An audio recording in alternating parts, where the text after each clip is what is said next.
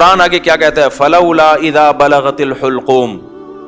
اللہ کہتے ہیں ایک ٹائم ایسا بھی آتا ہے, ابھی تو مزے میں ہو, جب تمہاری جان کہاں تک پہنچے گی؟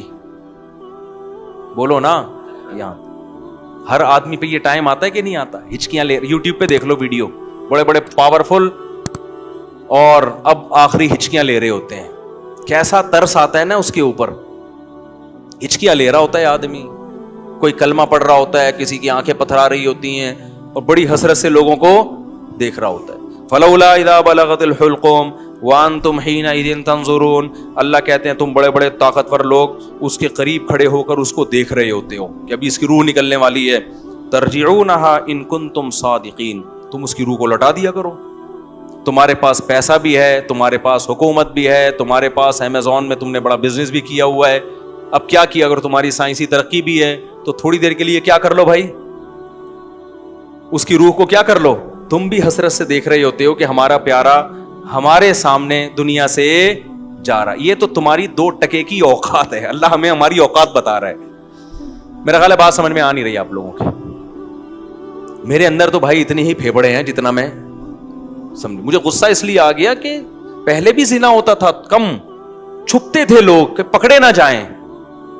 اب پوری یونیورسٹیوں میں لڑکے لڑکیوں کی بسیں بھر بھر کے جا رہی ہیں تفریح کے لیے. باپ خود اجازت دے رہا ہے, بھائی تمہاری اپنی لائف ہے بیٹا, تم اگر بھنگن چمارن بننا چاہو تو ہم کون سا شریف لوگ ہیں, ہم بھی بھنگی اور چمار ہیں. بزبان حال وہ یہ کہہ رہا ہوتا ہے. سمجھ میں نہیں آ رہی. عزت دار آدمی کبھی اپنی لڑکی کو کسی غیر مرد کے ساتھ جانے نہیں دے گا. کہے گا میں مر جاؤں گا, میں دنیا کو کیا منہ دکھاؤں گا میں.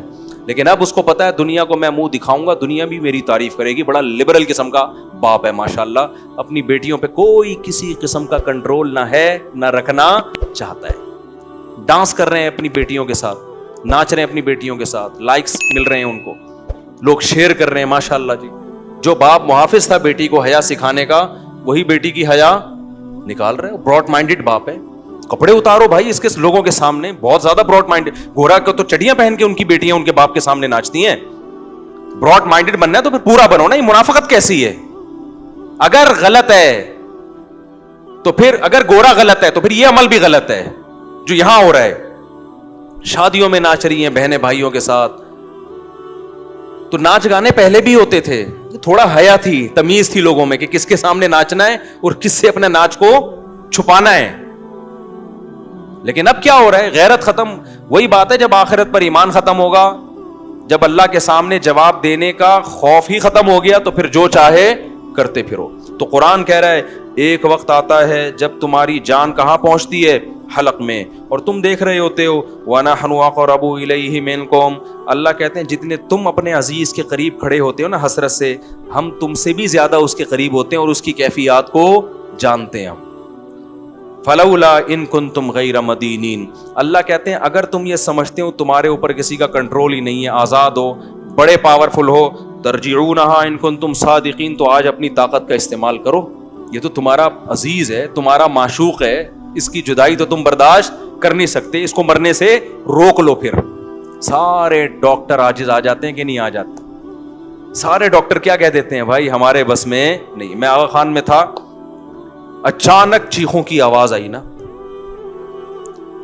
اچانک عورتیں مردوں کی چیخوں کی آواز آئی.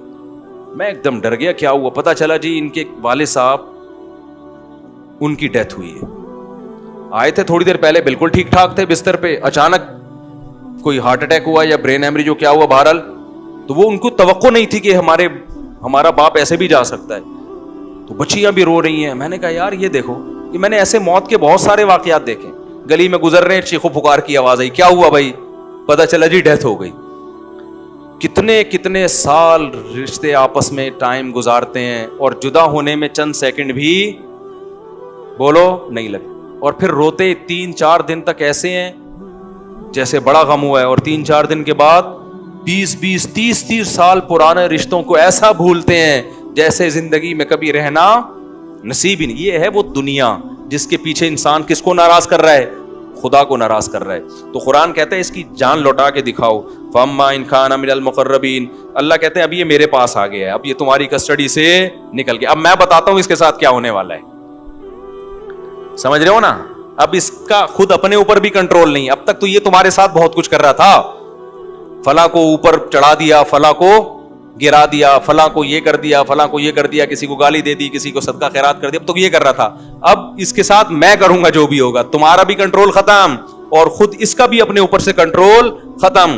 فاما ان کان من المقربین, اللہ کہتے ہیں یا تو یہ نیک لوگوں میں سے تھا, ساری زندگی اس نے مجھے یاد رکھا, میرے احکام کو فالو کیا, فروح و ریحان, تو اس کے لیے خوشبوئیں ہیں, وجنت نعیم, اور خوشخبریاں ہیں ہمیشگی کے باغات کی.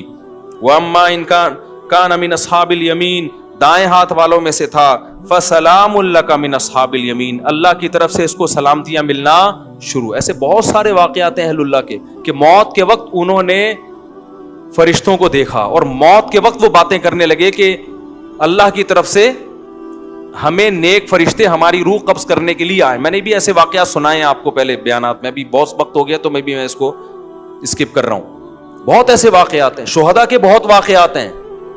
میرے والد صاحب نے بتایا کہ ایک قاری صاحب ہندوستان میں قرآن پڑھایا کرتے تھے, ساری زندگی ان کے نا بچوں کو قرآن پڑھانے میں گزری. موت کے وقت نا ان کی جسم سے روشنی کا گولا نکل کے گیا, سب نے دیکھا جتنے لوگ.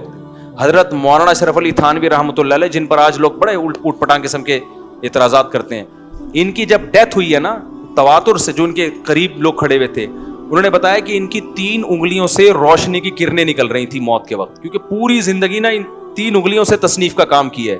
ان کی سینکڑوں تصانیف ہیں جن سے بہت, اگر مولانا اشرف علی تھانوی رحمۃ اللہ علیہ ہندوستان میں نہ ہوتے نا تو آج یوں کہا جائے نا کہ میں بھی شاید بدعتی ہوتا, تو یہ بات غلط نہیں ہوگی. ہندوستان میں جو بدعتوں کو روکنے میں سب سے بڑا کردار ہے وہ مولانا اشرف علی تھانوی رحمۃ اللہ علیہ کا, کیونکہ تصوف میں اتنا غلو ہو گیا تھا کہ 20 قسم کی بدعتیں شامل ہو, پیر پرستی اور تصوف. اس پہ ان کی بہت ساری کتابیں ہیں اور بہت کام کیا انہوں نے, کسی کی ملامت کی پرواہ نہیں کی. تو انتقال کے وقت کیا تھا, کرنیں نکل رہی تھی ان, ایسے بہت ساری کرامتیں ہوتی ہیں. تو قرآن کہہ رہا ہے فروح و ریحان وجنت نعیم واما ان کان من المکذبین الضالین, اور اگر گمراہ لوگوں میں سے تھا تو اس کو بتا دیا جاتا ہے فنزل من حمیم, تیرا ٹھکانہ کھولتا ہوا پانی ہے جو تجھے پلایا جائے گا, وتصلیۃ جحیم, اور بھڑکتی ہوئی آگ ہے جس میں تجھے داخل کیا جائے گا. آخر میں اللہ اس صورت میں کہتے ہیں ان ھذا لہو حق الیقین, اے لوگو یہ جو باتیں ہم کر رہے ہیں ان کو سیاسی بیان نہ سمجھو, یہ یقینی باتیں ہیں. فسبح باسم ربک العظیم, اپنے رب کی کبریائی بیان کرو جو بہت عظمت والا ہے. تو یہ سورہ واقعہ کا حاصل ہے جو میں نے آپ کے سامنے بتایا. اللہ نے اپنی قدرت کو بیان کیا اور آخرت کی ہولناکیوں کو بیان کیا. تو بھائی طاق راتوں میں خاص طور پر جہاں اپنے لیے یہ کچھ مانگتے ہو نا, اللہ یہ دے دے, یہ دے دے, یہ دے دے, زیادہ حصہ دعاؤں کا جہنم کی پناہ اور جنت کی طلب میں لگایا کرو. کچھ بھی نہیں ہے. قرآن میں جگہ جگہ نا ایک مضمون اللہ نے بہت زیادہ بیان کیا کہ جب آخرت قائم ہوگی نا تو اللہ ان سے پوچھے گا کہ تم لوگ دنیا میں کتنا عرصہ رہے ہو. ابھی تو ہم سمجھتے ہیں نا ایکچولی اتنی لمبی عمر ہے, دنیا میں رہنا ہے, اتنی لمبی عمر. آخرت کے مقابلے میں یہ ایسے لگ رہی ہوگی 1 دن یا آدھا دن. قال کم لبثتم فی الارض عدد سنین, قرآن کہتا ہے ہم ان سے پوچھیں گے بتاؤ تم دنیا میں کتنا عرصہ رہے ہو, تو وہ جواب میں کہیں گے لبثنا یوما او بعض یوم, اے اللہ 1 دن یا آدھا دن, 1 دن رہے یا آدھا دن. اور قرآن کہتا ہے کہ جب ان کو جہنم میں ڈالا جائے گا نا تو جہنم کے داروغہ ان سے کہیں گے الم تکن آیاتی تتلا علیکم, کیا اللہ کی آیات تم پر پڑھ کے نہیں سنائی جاتی تھی تمہیں, کسی نے اس آگ سے ڈرایا نہیں تھا تم کو,